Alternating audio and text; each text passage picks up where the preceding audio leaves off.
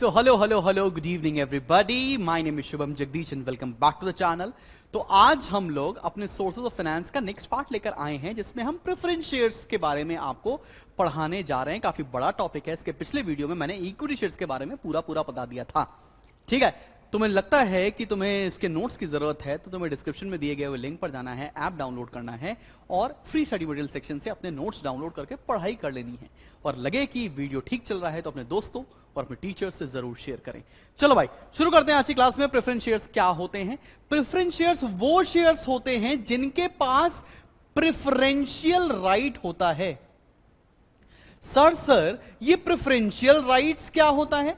Preferential rights मतलब बचे हुए प्रॉफिट पर अपना डिविडेंड क्लेम करने का हक। बचा? समझ में आ गया आप लोग को? प्रेफरेंशियल राइट्स का मतलब क्या है? बचे हुए प्रॉफिट पर अपना डिविडेंड क्लेम करने के हक को प्रेफरेंशियल राइट्स बोलते हैं। अच्छा, दूसरी बात क्या है? प्रेफरेंस शेयर्स को एक फिक्स्ड रेट ऑफ डिविडेंड दिया जाता है। फिक्स्ड रेट ऑफ डिविडेंड मिलता है। जैसे कि इनका पहले से डिविडेंड फिक्स करते हैं कि लेट्स से 10% पर आपको डिविडेंड मिलना है, 12% पर डिविडेंड मिलना है। मतलब जितना प्रॉफिट होगा उसका 10% पैसा प्रेफरेंस शेयर्स के बीच में डिविडेंड जैसा डिस्ट्रीब्यूट किया जाएगा। इन शेयर होल्डर्स के पास कोई वोटिंग राइट्स नहीं होते। ठीक है ना? नो और लिमिटेड वोटिंग राइट्स।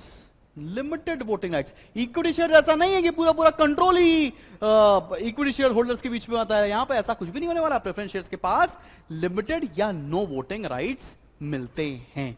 तो चलो अब प्रेफरेंस शेयर्स के डिटेल में जाते हैं और इनके टाइप्स को एक्सप्लोर करते हैं। तो पहले टाइप पर आ रहे हैं। पहला टाइप है हमारा cumulative preference shares. Cumulative preference shares क्या होते हैं? देखो भाई, आप सभी को पता है प्रेफरेंस शेयर्स को मिलता है fixed rate of dividend. Fixed rate of dividend. अब क्या हुआ? मान लो एक कंपनी ने 2020 में डिविडेंड अनाउंस किया कि मैं 1 करोड़ रुपए एज अ डिविडेंड दूंगी, लेकिन because of any damn reason वो डिविडेंड नहीं दे पाती है 2020 में। और कंपनी ने 2021 का डिविडेंड अनाउंस कर दिया कि मैं 3 करोड़ रुपए डिविडेंड दूंगी। तो क्यूमुलेटिव प्रेफरेंस शेयर्स के अंडर में अगर कभी डिविडेंड किसी ईयर में नहीं मिल पाता है तो वो डिविडेंड नेक्स्ट ईयर में ऐड हो जाता है, क्यूमुलेट हो जाता है। अगर डिविडेंड एक साल नहीं मिला तो अगले साल मिल जाएगा, अगले साल नहीं मिला तो उसके अगले साल मिल जाएगा। इन प्रेफरेंस शेयर्स को क्यूमुलेटिव प्रेफरेंस शेयर्स कहते हैं। Whereas non cumulative preference shares क्या होते हैं? अगर किसी ईयर में मान लेते हैं 2020 में कंपनी ने 1 करोड़ रुपए डिविडेंड अनाउंस किया, लेकिन because of any damn reason वो प्रेफरेंस शेयर्स को डिविडेंड नहीं दे पाई, तो ये डिविडेंड लैप्स हो जाता है, अगले ईयर के डिविडेंड में ऐड नहीं होता है। समझ में आ रहा है आप सभी लोगों को क्यूमुलेटिव प्रेफरेंस शेयर्स क्या होते हैं और नॉन क्यूमुलेटिव प्रेफरेंस शेयर्स क्या होते हैं? एकदम इजी टू गो हो गया है कि नहीं? आगे बढ़ जाएं? हाँ भाई चलो आगे बढ़ते हैं। अगला है redeemable and non redeemable preference shares. Redeemable preference shares का मतलब क्या होता है?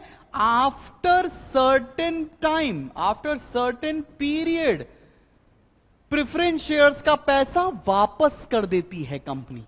प्रेफरेंस शेयर्स को रिडीम कर देती है after certain period.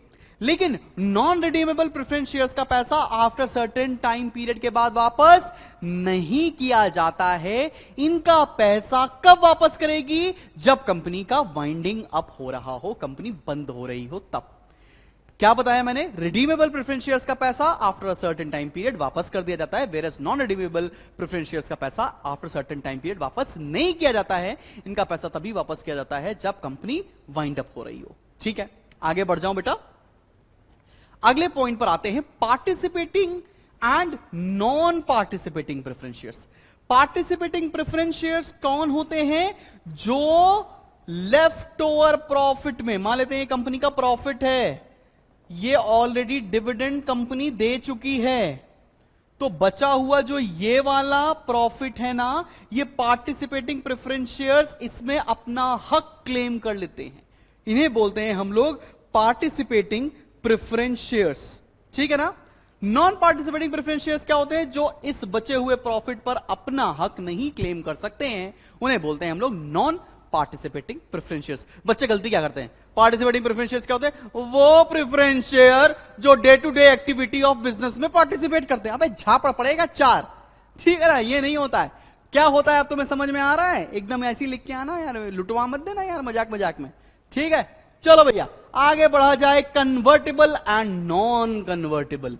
Convertible preference shares वो होते हैं जो after certain time period equity shares में कन्वर्ट किए जा सकते हैं।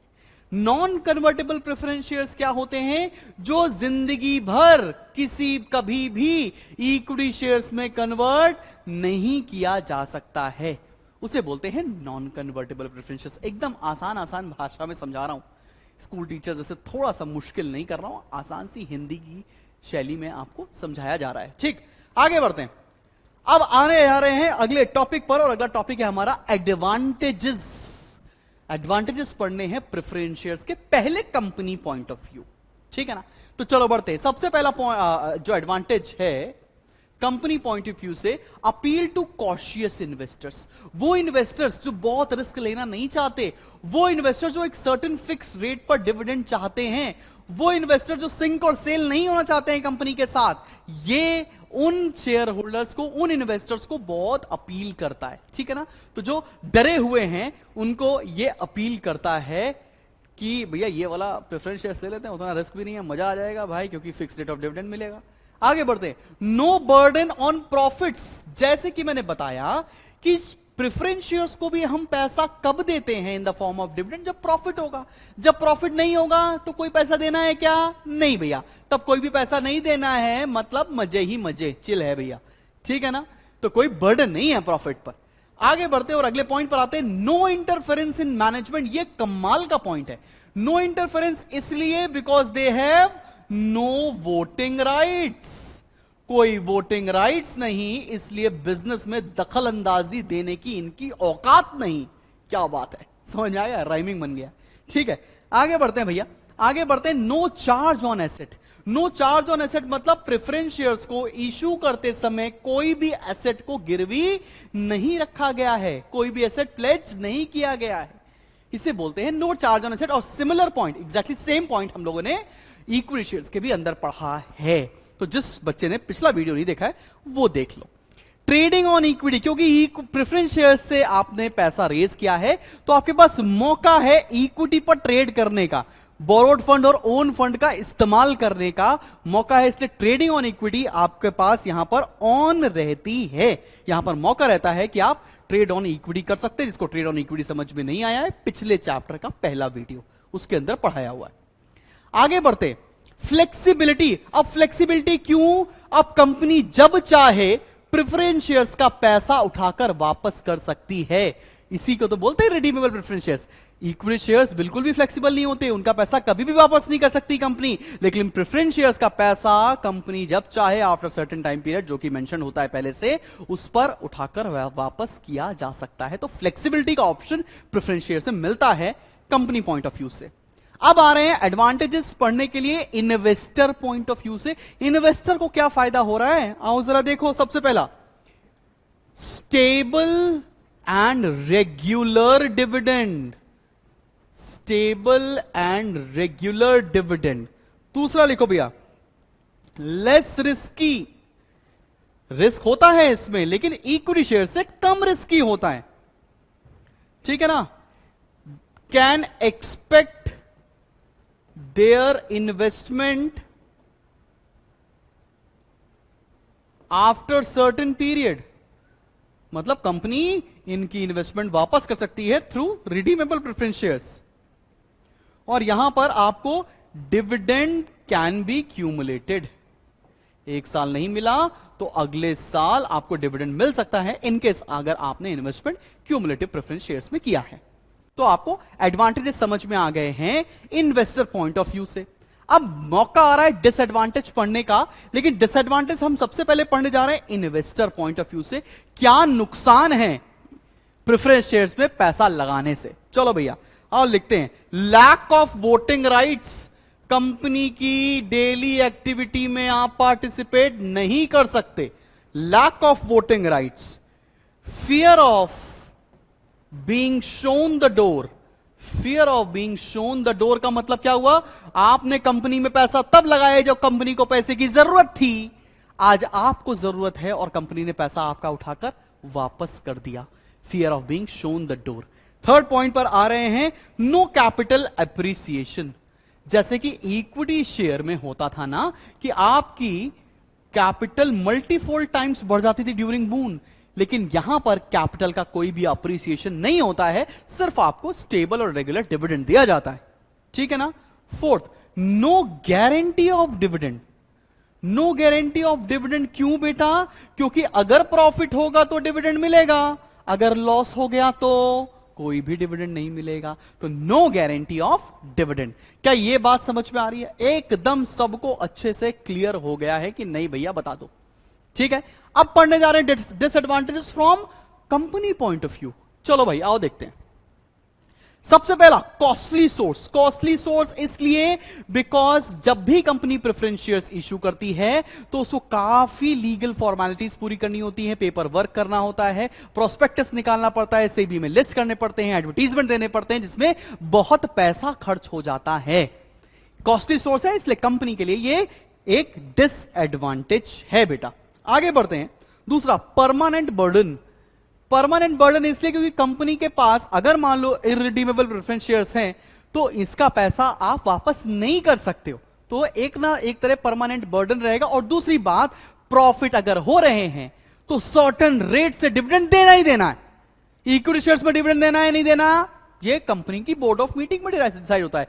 लेकिन अगर प्रॉफिट हुआ है तो प्रेफरेंस शेयर्स को डिविडेंड मिलना ही मिलना है, इसलिए ये परमानेंट बर्डन होता है। अगले पॉइंट पर आते हैं और वो है लीगल फॉर्मेलिटीज। बहुत ज्यादा पेपर वर्क होता है, बहुत ज्यादा लीगल कंप्लायंसेस देने पड़ते हैं जब भी आपको प्रेफरेंस शेयर्स के थ्रू पैसा रेज करना पड़ता है। ठीक है, बात समझ में आ गया। आगे बढ़ते हैं और अगले पॉइंट पर आ रहे हैं और अगला पॉइंट है लो अपील। लो अपील इसलिए क्योंकि अगर जो भी इन्वेस्टर अपनी इन्वेस्टमेंट को मल्टीफोल्ड टाइम्स ग्रो करना चाहता है उसके लिए ये वाला ऑप्शन बिल्कुल घटिया है। उसके लिए ये बिल्कुल भी अपीलिंग नहीं है कि वो इसके थ्रू पैसा रेज कर सके, इसलिए काफी कम लोग होते हैं जो प्रेफरेंस शेयर्स में पैसा इन्वेस्ट करते हैं। तो क्या यहां तक बात तुम्हें समझ में आ गई है? सो नाउ आपके लिए एक होमवर्क है कि इक्विटी शेयर्स और प्रेफरेंस शेयर्स के बीच में आप डिफरेंस कोई 5 प्रिपेयर कर लें।